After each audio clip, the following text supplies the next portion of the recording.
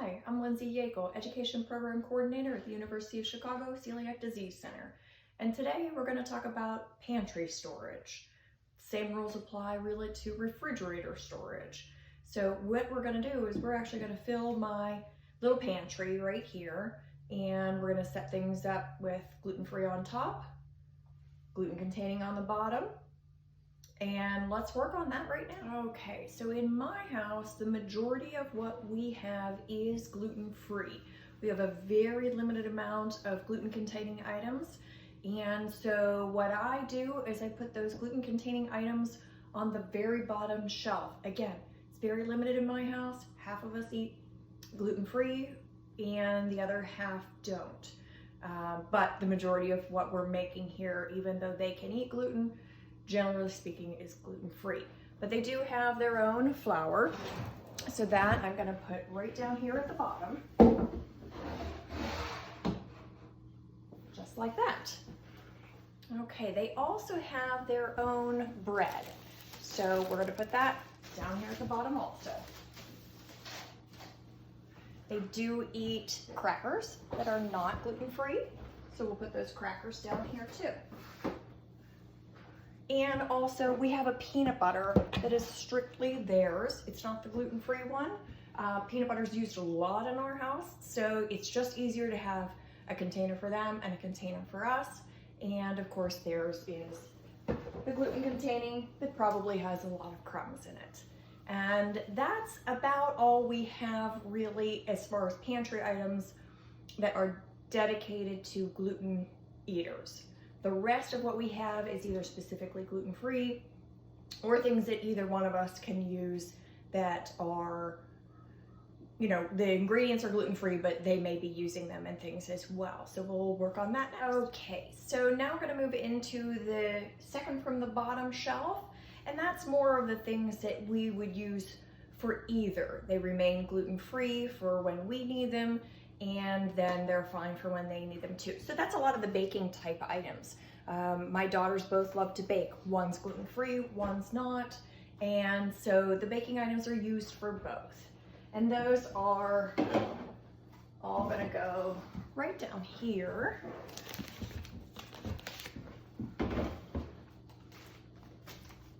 Perfect. Okay, so then the items that are really very specifically gluten-free, we share them when they want, but they are specifically gluten-free. We're gonna put up here on the top shelf.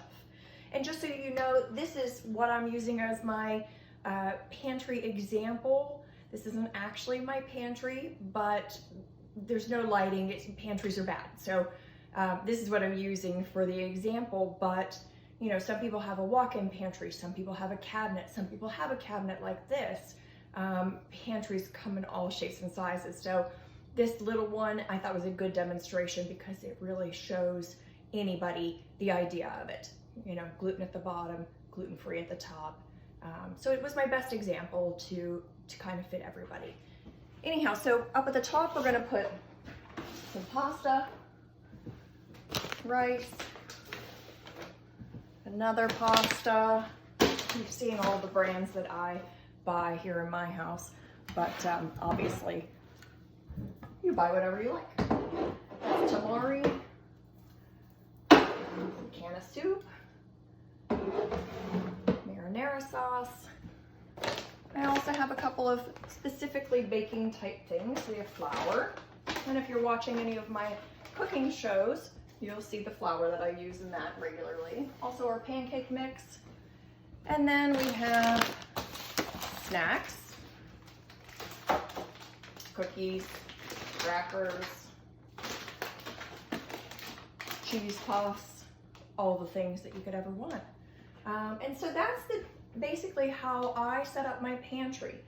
Dedicated gluten-free things on the top, very much gluten-filled things on the bottom, and things that we might be sharing kind of in between. Again, we do share the snacks and things too, but things for baking and that sort of thing that might go either direction, we kind of put those in the middle. And you may have far more shelves, and you may find that, you know, your top 4 shelves are very much gluten-free and your bottom one is gluten-filled, or you're in a house where you're the only one that eats gluten-free, so you have far more gluten-filled things. So you may have just the top shelf that's gluten-free, and all the rest of them might be gluten-containing.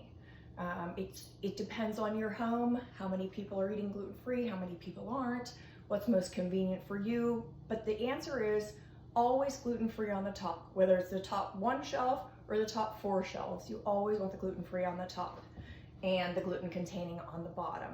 Again, that might be the very bottom 1 shelf, or it might be the bottom 3 shelves. It just depends on what works best for your family. You're gonna follow the same way with your refrigerator. Basically, you wanna keep all your gluten-containing items in the very bottom and your gluten-free items on the top. You know, obviously for safety reasons, your meats and things go on the bottom just so they aren't dripping down onto anything else. That's the chef in me, trained chef. So be careful of that. Keep your meats and things at the bottom so that they're not dripping raw meat onto other things. But other than that, gluten containing at the bottom, gluten-free at the top. And that's the best way to work it no matter where you're storing things. That's how people who have gluten-free kitchens are storing things. That's how it works. So that's the best method. And thanks for watching.